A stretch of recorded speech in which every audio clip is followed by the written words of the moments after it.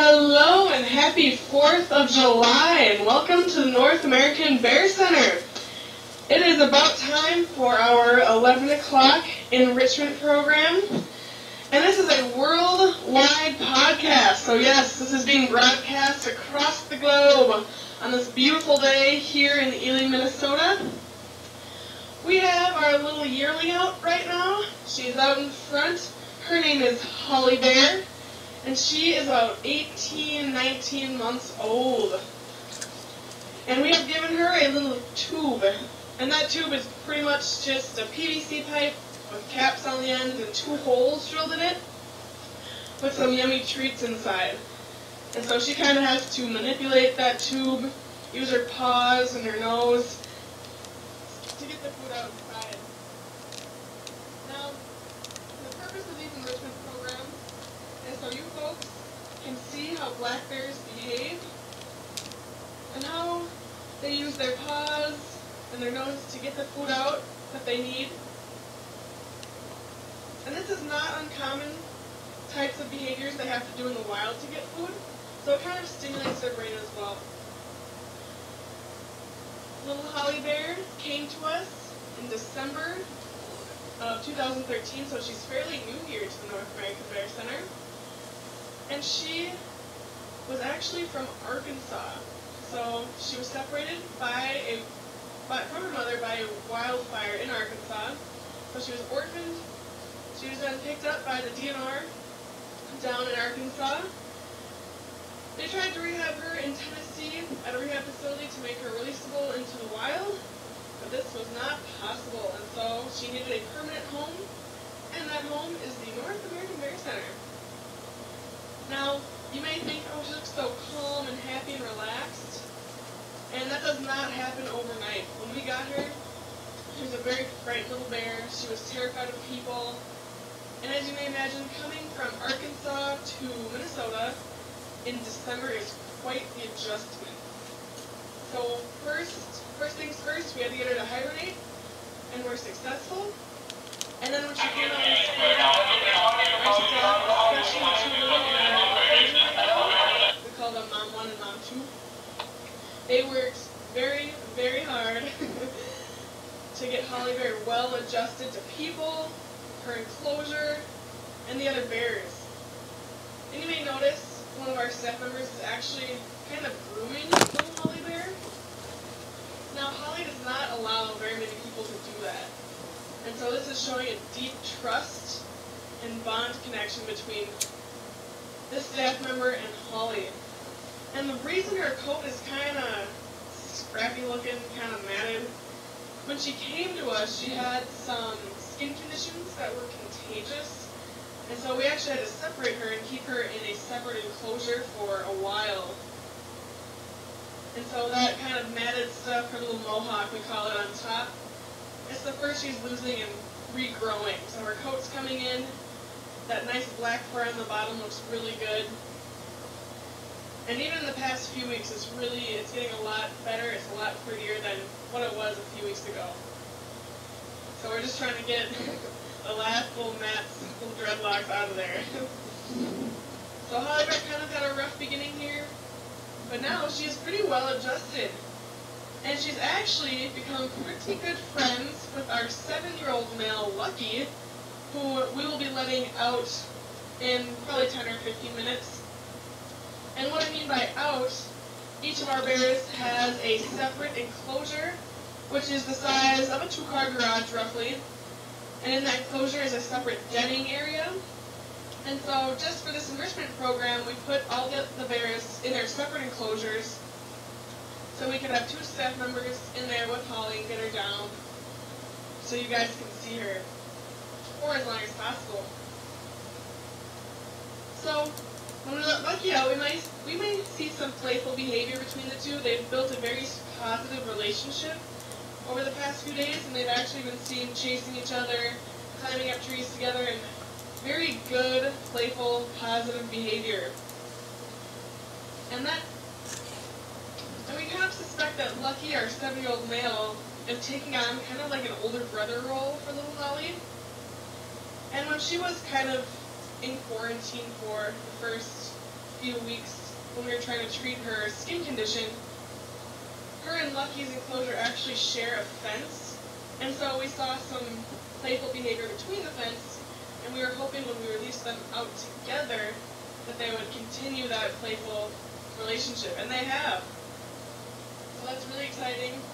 And even though Lucky is 7, and that is considered a sub-adult, so he's reaching maturity, he is as playful as ever. I think he still thinks he's like a 2-year-old. He's 335 pounds and still climbs up trees all the time. He's just a goofball. He'll bite his lower paw and roll down a hill and get up and run up back up it and then do the same thing again. So he's just goofy. And we also have 2 toys in the pond right now. We have a little rubber ducky and a buoy. And Lucky loves his rubber ducky. He loves to play with the toys in the pond. And on a day like today when it's nice and sunny, our bears can get pretty hot. They still have their winter coats on. And so if Lucky comes down, he'll probably head for the pond to cool off a little bit. And all of our bears have swam or been in the pond. We haven't seen, except Holly, we haven't seen her actually swim yet. She's got about chest deep, but I think she's kind of unsure of the moving water. She's definitely curious by it. She actually will go on top of the highest falls and kind of like bat at the moving water, which is really cute. So she's curious, but doesn't really know how to handle it, I think. So those are our 2 youngest bears. Here's Holly, 18 months, and Lucky, who is 7 years old. We have 2 other ambassador bears here. We have Ted Bear, who is 17 years old, and he is 553 pounds. He is our biggest bear. And even though he's our biggest bear, he's like a gentle giant, we like to call him. He's very sweet and loving. He's very mellow. He loves people and is very calm. And he kind of ignores Holly a little bit. So there hasn't been very much interaction between Ted and Holly. When we let Ted and Holly out together for the first time, Holly saw Ted and immediately ran away up a tree. I think just the pure size of him kind of intimidated her. And that's common behavior for a yearling in the wild. They spend a lot of their time up in trees. And that's because when black bears are scared or kind of unsure about something or a situation, their immediate response is to climb a tree, because that means they're safe. And black bears from a very young age can climb trees.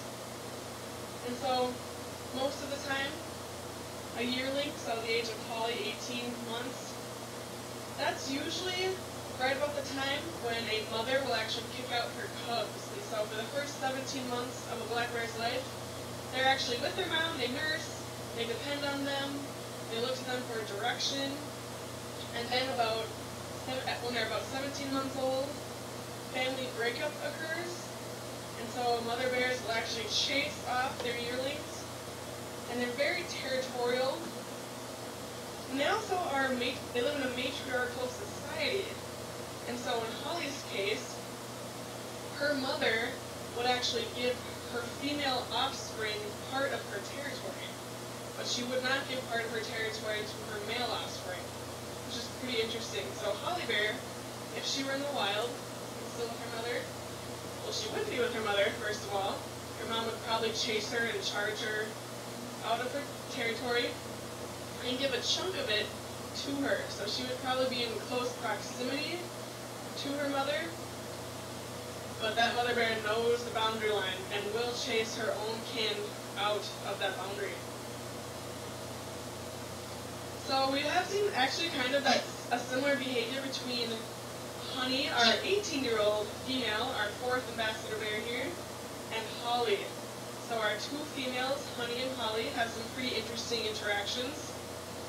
Honey, she is our female and oldest female, and we call her Queen Bee because she kind of runs the show. And she actually chases Holly and does not like being around this little yearling at all. And so Holly pretty much found her place pretty quick and will run up. There's a deadfall kind of behind the pond, a deadfall tree, and Holly seeks that for refuge. She also seeks this white pine to the far left, the tallest tree that's half dead in the enclosure. She seeks that tree as well. Those are kind of her two refuge spots. And Holly is very aware where honey is. So once honey comes out, I'm sure Holly will be scooting out up a tree. Now, she's safe up a tree because honey does not climb anymore. And Holly is much faster than honey. And that, again, that's very common behavior. And in the wild, the same exact thing would happen. Females would chase off yearlings regardless if they're male or female, if they're in their territory. And so, like I mentioned before, yearlings, so about 18-month-olds, would spend a lot of time up in trees because they don't really have their own territories yet. They're not quite sure where all the food is, and they're still getting adjusted to their environment. So they're kind of fearful, and when they're scared, they go up a tree. And so Holly Bird does that. She'll go up a tree when she's scared. She'll go up a tree to play. She was actually taking a little snooze on this white pine around 8:30 this morning when we had to get her up for breakfast. So she kind of stretched out on a branch and yawned. We called her down. And she eventually made her way down. So those are our 4 bears. We have Holly out right now, and Lucky, and Honey, I believe, will also be coming out. And then Ted Bear, who I think is taking a little snooze in his pen right now. So those are the 4 bears we have here at the North American Bear Center. And they have 2.5 acres in this enclosure. And it's pretty much just dense forest all the way back. They fenced in what was here when they built the 2 electric fences around that 2.5 acres. The pond is man-made, so it falls, and the rock den to the right and the window den are as well. We also have this wooden, looks like Lucky Bear is coming to the far right. So that is our 7-year-old male. Now Lucky was also born in the wild. He was born in Wisconsin, and he was orphaned as a cub as well. So he was separated from his mother. The Wisconsin DNR then picked him up, and he could no longer be released into the wild. And so we received Lucky in 2007, right as we were opening. So it was very lucky timing for this bear, and that's where he got his name. Now, he is actually standing on our scale. So we weigh our bears every week, usually Tuesdays. And so they stand on that scale, obviously very readily, just like Lucky Bear is doing. We'll usually feed them some food. I think they're probably getting him some peanuts in the shell. And then there's a little detector monitor inside, and we can read their scale or their weight. And we do this because we feed them. We're their main food source. And we want to make sure they're as healthy as possible, so they're not underweight, not overweight. And weighing them is a good way to measure that. So some other things we feed our bears, we feed them 5 times a day. Excuse me. And in the morning, we usually give them some romaine, like a romaine head of lettuce, with some carrots or an apple. And then they also get a raw egg for some protein. We often get asked if we feed our bears raw meat or fish or things like that, and we do not. They don't get any meat, and that's because black bears are omnivores. They're not carnivores, not herbivores. They're omnivores, and so they eat mostly vegetation in the wild, and only 10% of their diet is protein, and a majority of that 10% comes from bugs. So immature ant and bees is usually where they get that protein. Looks like Holly Bear is kind of taking over Lucky's cube.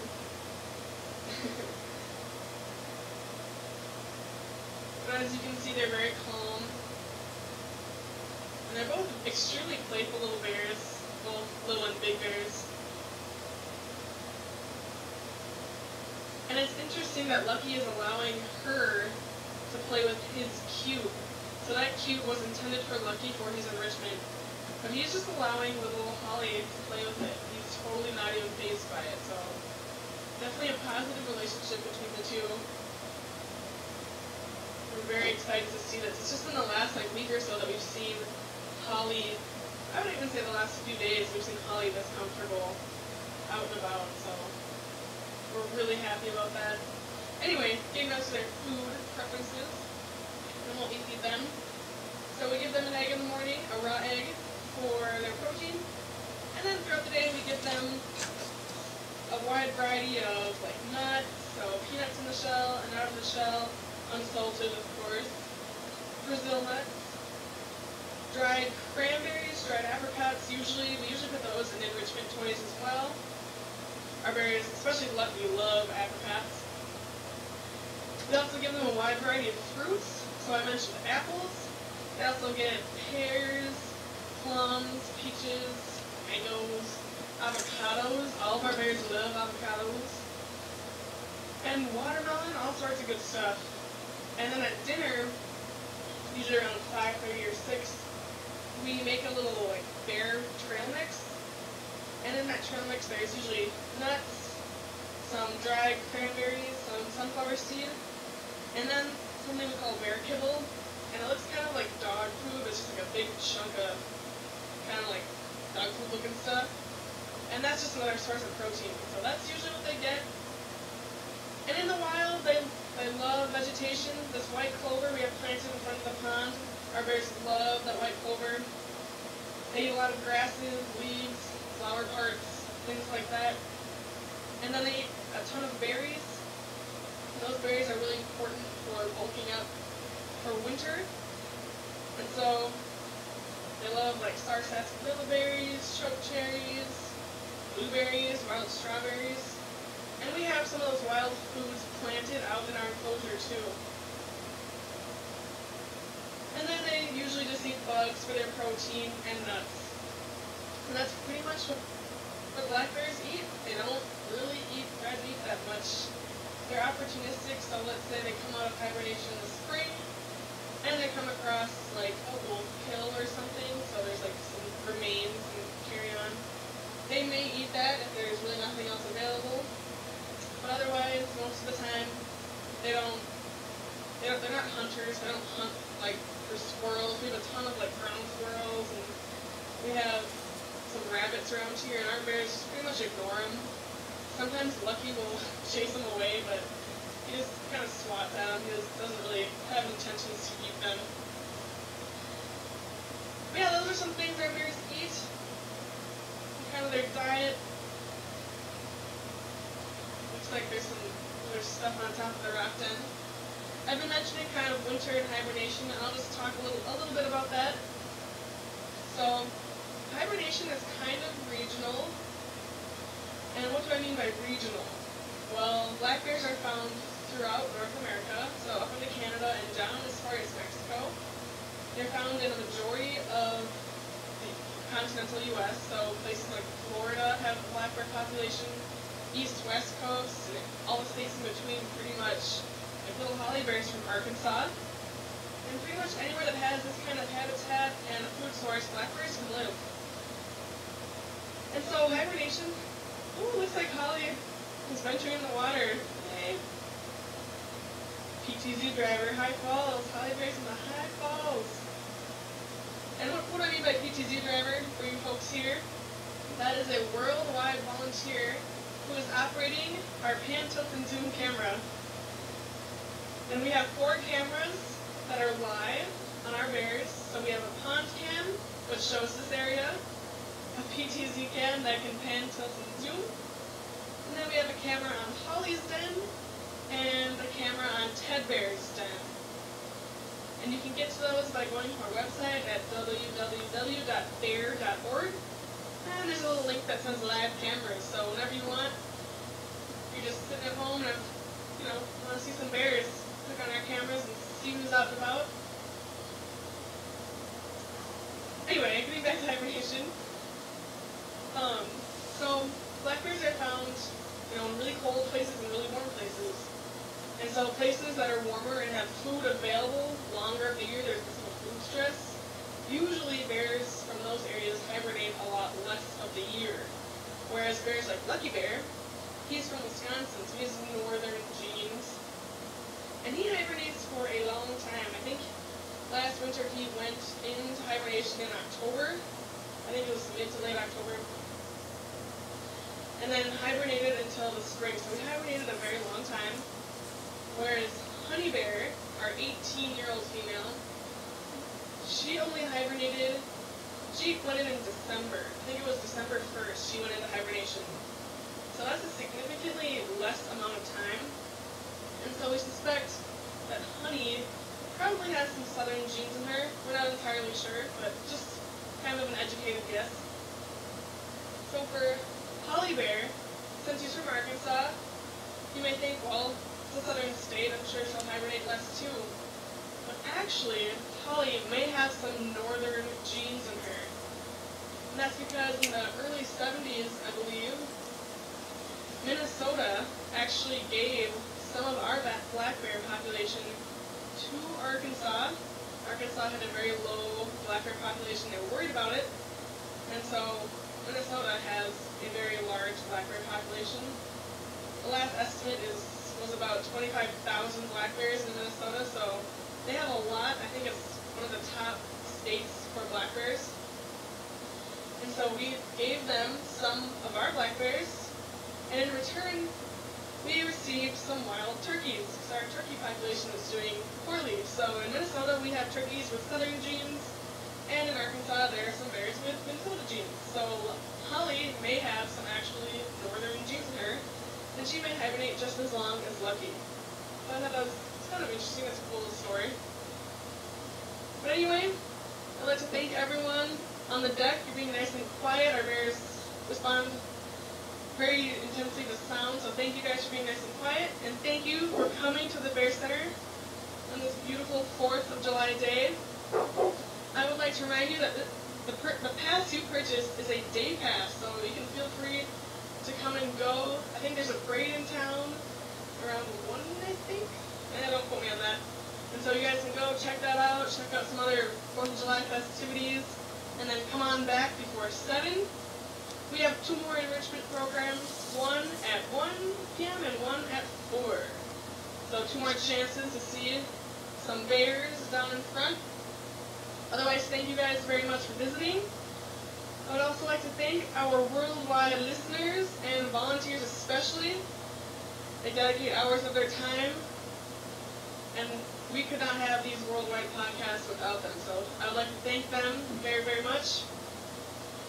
And on behalf of the staff here and myself, thank you everyone for listening, and have a wonderful 4th of July. Thank you.